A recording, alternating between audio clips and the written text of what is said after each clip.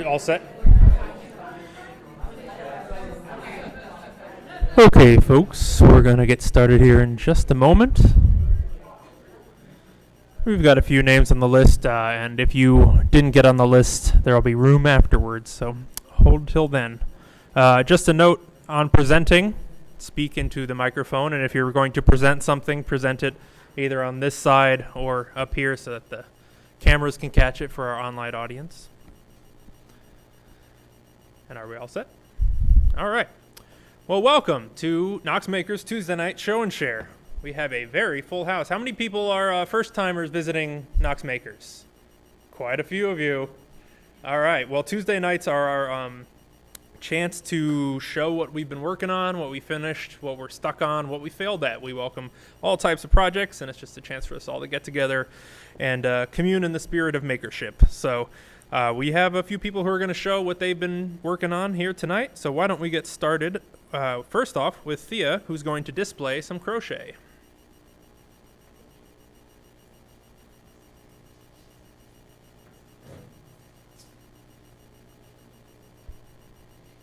So a few weeks ago, I showed a knit baby sweater, and I talked about why I was making preemie clothes to begin with. And this is the original piece that started the project. I saw a picture on Pinterest, and there were no instructions, and the one that I finally found in a reverse image search was actually in Russian, which I don't read. So I guessed at the pattern, and it actually turned out pretty well, but my hook was way too small. So this has like a 16-inch chest, which is basically a preemie. So, and since it ended up being a sleeveless piece, I decided I needed to make sweaters to go with it. So I have two of these dresses because there were two different crocheted patterns. And so I knitted one sweater, and this is the crocheted sweater I just finished. So this actually is only about a 4.5-hour pattern. The V-stitch is very fast to work up. And if you put stitch markers in the top, you don't have to count. You just decrease after your stitch markers, and that's how you make the shoulder seams. So the only seams I had to sew on this, for people that like crocheting but hate assembling, is there is one seam from the wrist to the underarm on each sleeve, and that's it. Everything else is just go in circles. And then I had to make a bonnet to go with each piece. Any questions? Yeah, I wasn't here when you said why you were doing this. It was just the challenge of figuring out the pattern from the picture to begin with. And then once I made it and realized how lacy it was, I felt that because you're going from the humidity to the air conditioning and back and forth, and babies don't regulate their temperature, I wanted to make the sweaters. Okay, so do you know it really? No, I usually donate my infant stuff to charity. I'll like make an adult sweater, and then instead of keeping all the yarn, I just make baby stuff in booties and burn it off. So, any other questions?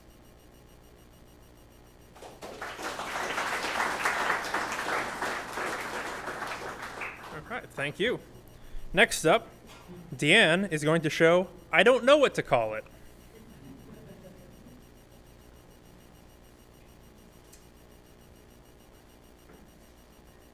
Hello, can someone wave at 2.5 minutes just for your sake?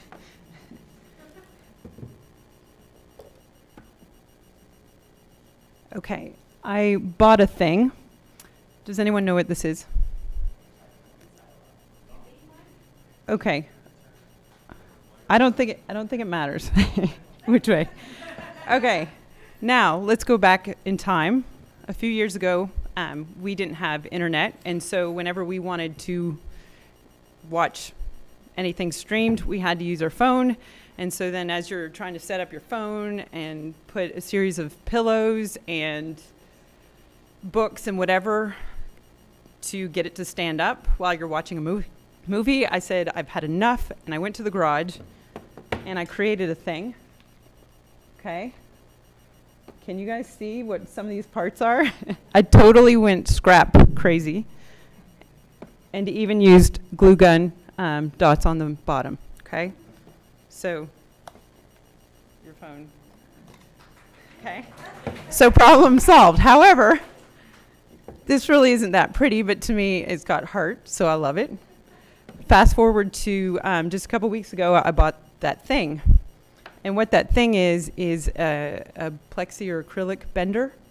So now, I finally got it out, and I want to bring it here, but I didn't know how to use it. And so I played with it just a couple days ago with some scraps. So, look at that. See? Okay, well, this is the first one, so it's a little flimsy. So I was like, okay, wait a minute. I still have more scraps. So now, I have one. Oh, look at that.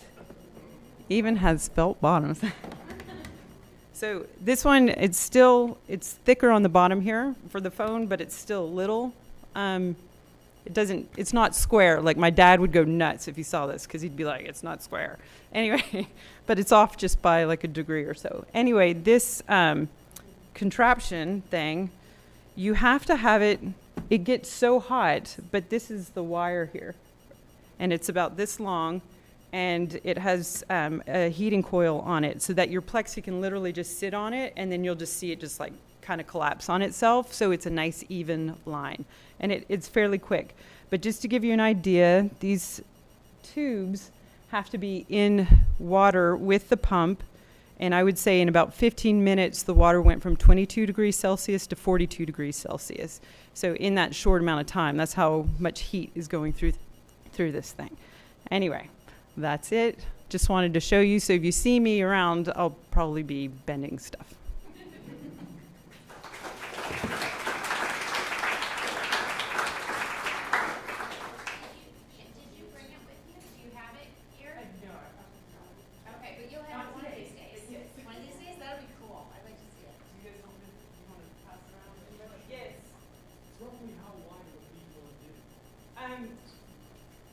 The one I bought for economy's sake, I think is 12 inches, but they come in 24, I think even larger, but that's ambitious right now.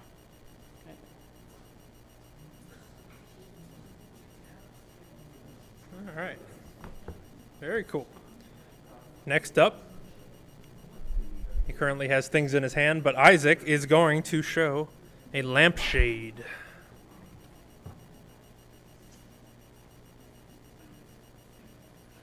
Hey friends, so my girlfriend and I really like to go to junk stores and antique stores and just sort of plunder, and we came across this really cool lamp recently. It's a mid-century floor lamp. I think they call it a cigarette lamp. Like it's got a cork bottom and like this really tall lampshade.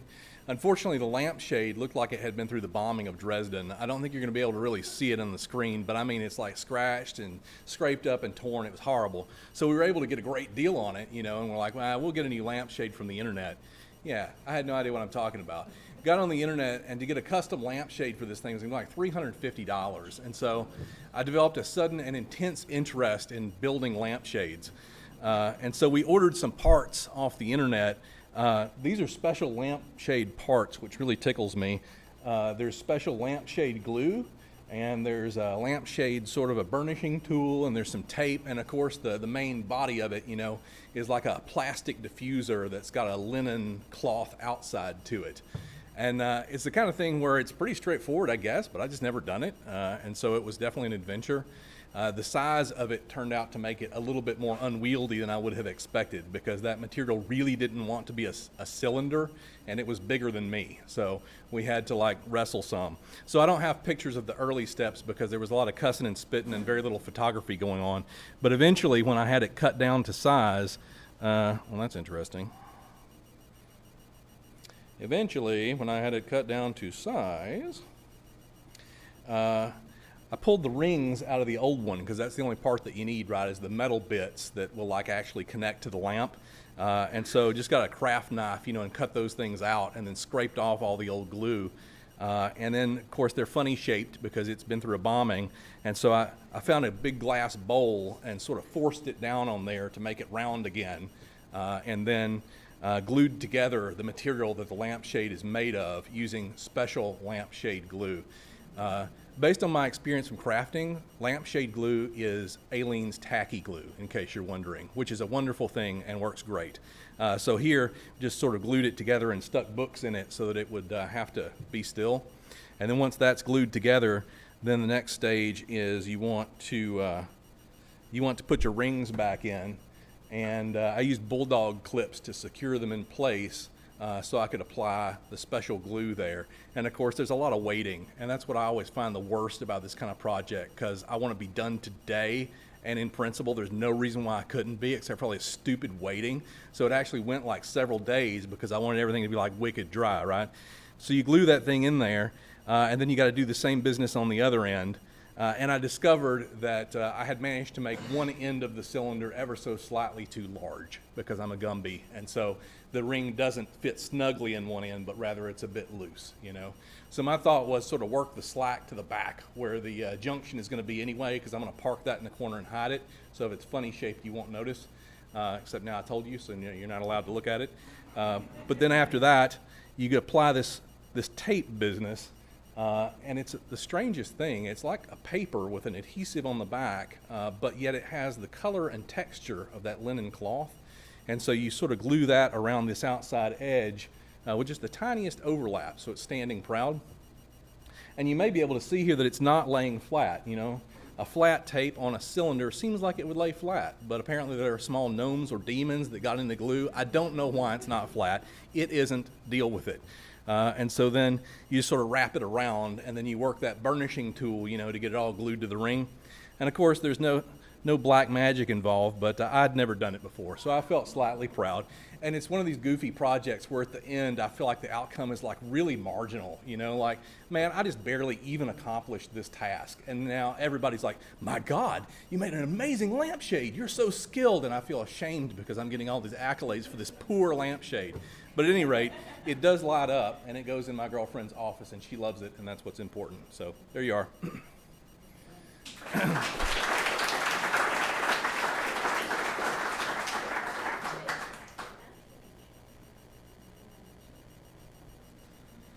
I'd like to imagine someone at the store fooling you into buying like a $20 bottle of lampshade glue. So it's rube. Next up, Sue is going to show some hats.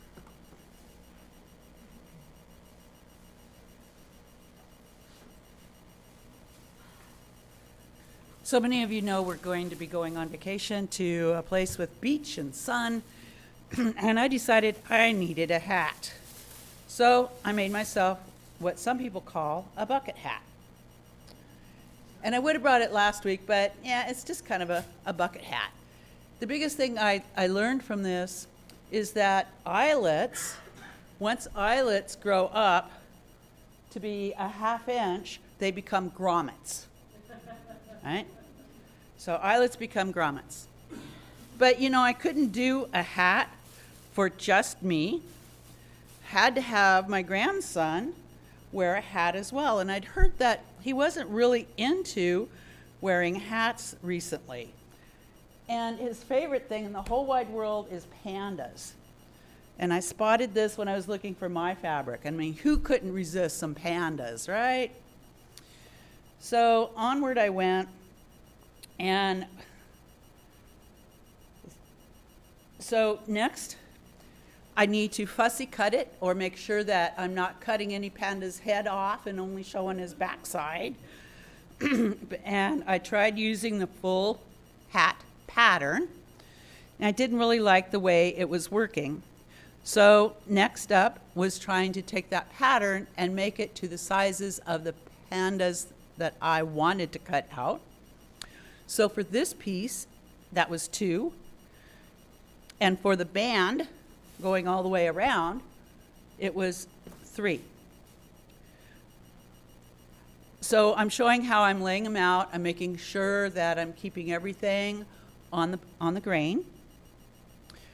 And then I'm showing on this picture how I've got the pieces kind of put together, what they're going to look like. I did this, and I'm glad I did, because as I was cutting it out, I was thinking, I need 2.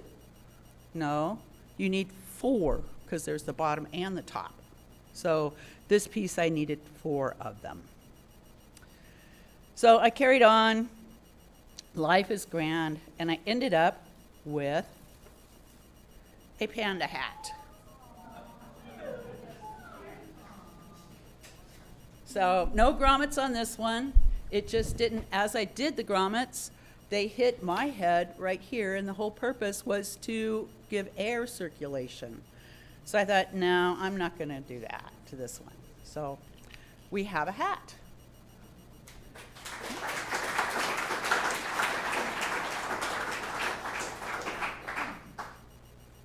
That's it. I didn't see any questions. Yes? How do you get the wood to stand up sideways instead of falling down? You use something called buckram, and you can, it's just a very kind of stiff cloth. I'll pass it around, and I don't have any clue how it got its name. But for those of you who haven't seen it before, it's sort of like a muslin that is starched to feel as stiff and scratchy as a burlap sack. I don't know how else to phrase it. But yeah, I use the buckram for this piece. Are they washable? Yes, it's totally washable. And if this gets folded a little bit, you can just use the iron and straighten it right back out. So it works great. And yeah, I don't make anything for him that you can't throw in the washing. Yeah. Anybody else? Thank you.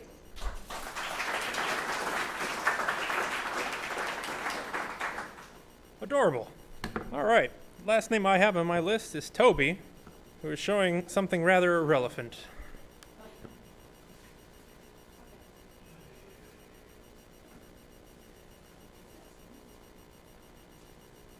So this is basically a continuation project. So I started off, for those that didn't know, I started off with basically a little sticker of half giraffe, half elephant, and it became a running dad joke gag of a drelephant, which is a play on the word irrelevant. So later, it became a 3D model, and then my sister went ahead and crocheted me one for Christmas, which is about 14 inches from front to tail. Well, I went ahead and 3D scanned basically her crocheted version. You can still see the crochet pattern and everything. And decided I'd shrink it down a little bit into something very itty bitty on here. Now we'll go ahead and zoom in.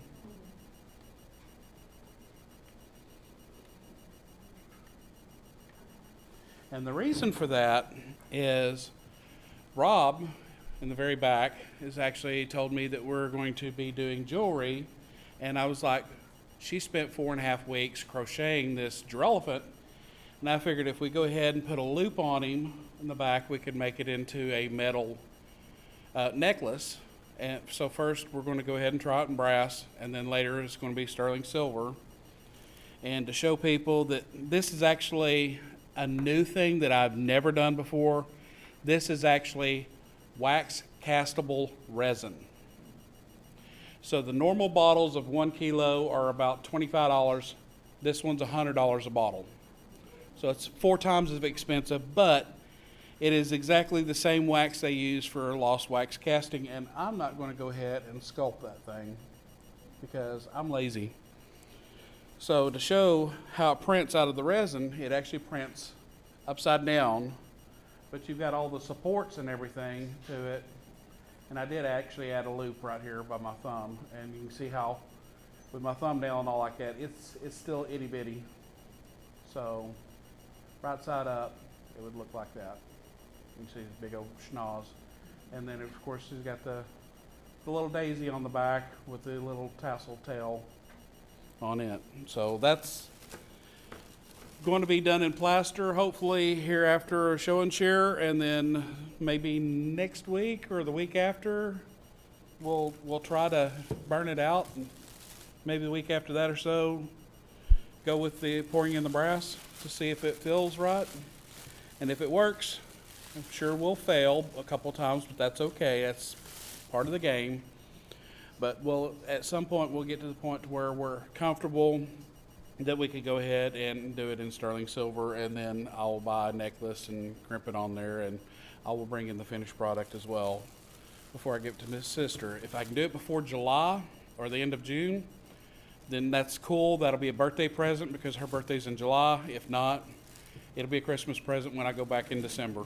So either way, I've planned ahead.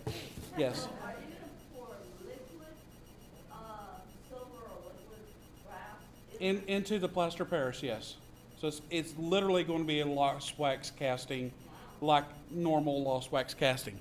And number 2, that I did not show, please don't laugh, but I did take a match to it.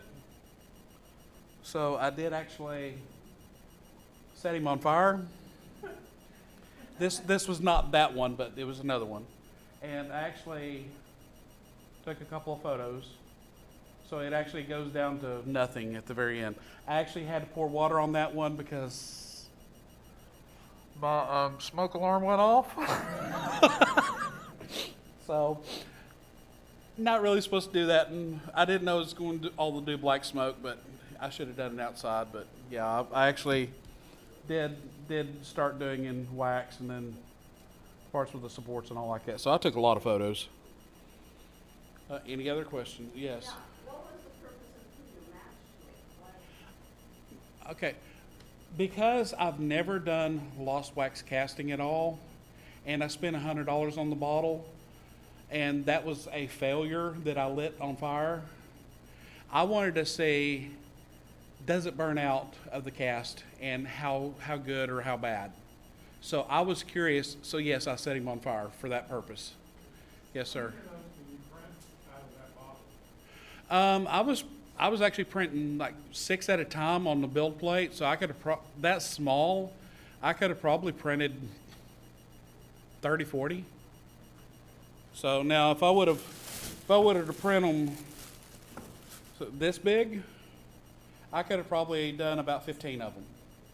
So you can get quite a bit out of that 1 kiloliter bottle of deal. So it's. And yes, I do print all of my stuff solid. I do not print it hollow. Yes. How are you going to do the lost wax casting? How are you going to keep that? So Rob actually back there has a little mini sized foundry, and I took pictures of that too. So 2 weeks ago, we actually fired it up for the first time. Well, actually, Rob fired it up the first time, and he actually tested it. So, like I said, I took a lot of photos of us firing it up and everything. So we actually tested it. He had a little test graphite mold. So we actually did aluminum at first and poured it into the mold. And then he took some brass and went ahead and poured it in there, and then started pouring the brass and everything. I think I'd actually have a video of it, but the brass will come out in chunks too. So now that we know that we can actually melt it down to the very end pieces and all like that, we should be able to go ahead and do a pour and cross our fingers, and hopefully it comes out decent. So you're going to be in the market? So I've never done lost cast waxing. He's done jewelry and all like that, so I'm kind of riding his coattails on all of this.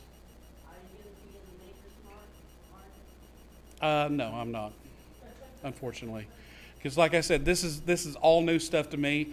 I really don't know what I'm doing, but you know, when you read YouTube videos and castings and all like that, you're like, you know, I'd like to do that too. I've never done that before, so you're like, well, let's try it. If I fail at it, at least I've learned something.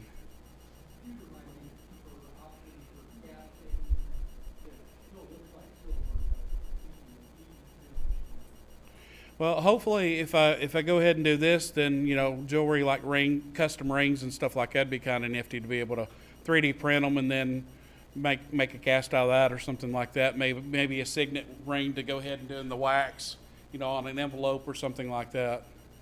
Yes, sir. So since the wax is being destroyed,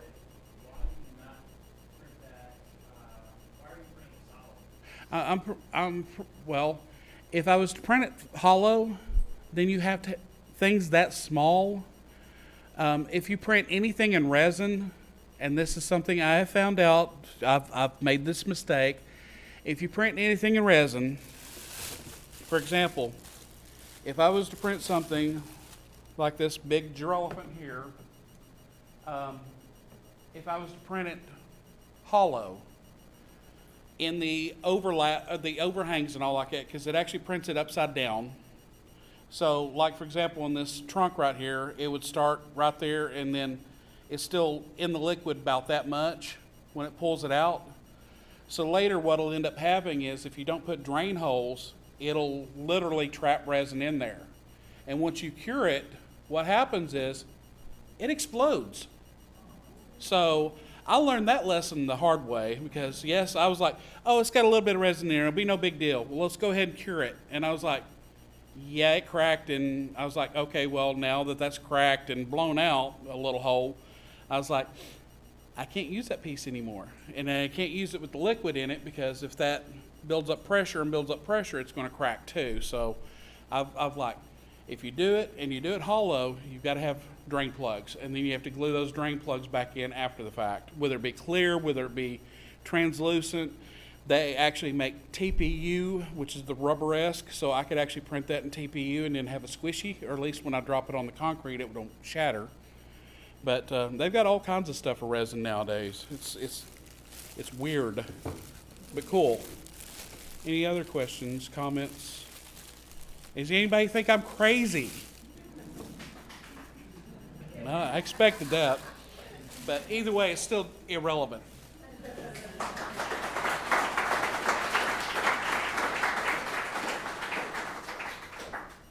Thank you for that. All right, anybody have something to show that didn't get on the list? Nope. All right. So, some classes and announcements. Tonight, right after this, will be our new members onboarding presentation. That is just sort of a time to explain Knox Makers history and values and protocols and procedures. And it is required if you are going to become a member. If you're a trial member, you have to go to a new members onboarding before you can receive your full membership. And if you're a prospective member or curious about the space, it's just a good intro to who we are and how we do things. So that will happen immediately following this presentation, or reasonably immediately. So we encourage you to go to that. The only class that we have coming up that has tickets available is the Woodworking 101 class, and that's happening this Thursday at 6:30. And so there's a couple tickets left for that still. We also have another big event coming up, which is the Maker Market, and that is going to be the June 11th from noon to 5. And so we are currently filled as far as vendors go. We got food trucks booked. It's going to be a good time, but we are looking for volunteers. We need volunteers to help with parking and crowd control and whatever vendors might need, and tours and everything. So we have lots of availability for volunteers if you are interested in volunteering that day. Again, it is from noon to 5 on June the 11th. And, volunteers will be needed a little bit on either side of that for setup and takedown as well. But if you are interested, Russell, our volunteer coordinator, isn't here tonight, but you can talk to him in the future or contact him on Mattermost, or you could see Aliki. Raise your hand, Aliki. You could see her, and we'll get you sort of set up in the volunteer channel, and we can figure out where you can pitch in and help on that day, and it's going to be fun. This is our second one, and it's going to be good. So other than that, you might have also seen basket full of capsules outside. That's going to be part of the market as well. We're going to have a table there, and so we're collecting just small little things that our makers are making and contributing to that. We have capsules that are on the table, so if you have something you want to contribute, that's just a way for people to come by and give a little bit of money and get something that a Knox Makers member made. So if you have something to contribute, the capsules are 2 inches, I believe, so if it fits inside of there, it's fair game. So go ahead and grab one if you... Yes. I wouldn't spend more than $1 worth of effort or materials. If you have something you're just trying to get rid of or whatever, that's what they're going for. So, but I mean, some people, from the things I've seen in there, a little more than $1 worth of effort, but it's cool anyways, and I think people will really appreciate some of the stuff that's coming out of there. it would be nice if it was a Knox Makers made thing. You know, we're makers, we make things. So yeah. But yeah, so if you have any questions on that, you can ask me afterwards. Other than that, no other announcements. So we're just going to open up the workshop. So go out and mingle and see what's going on. And thank you for coming out. And like I said, if you are looking to do the new members onboarding, that will be in here shortly. So thank you all for coming out.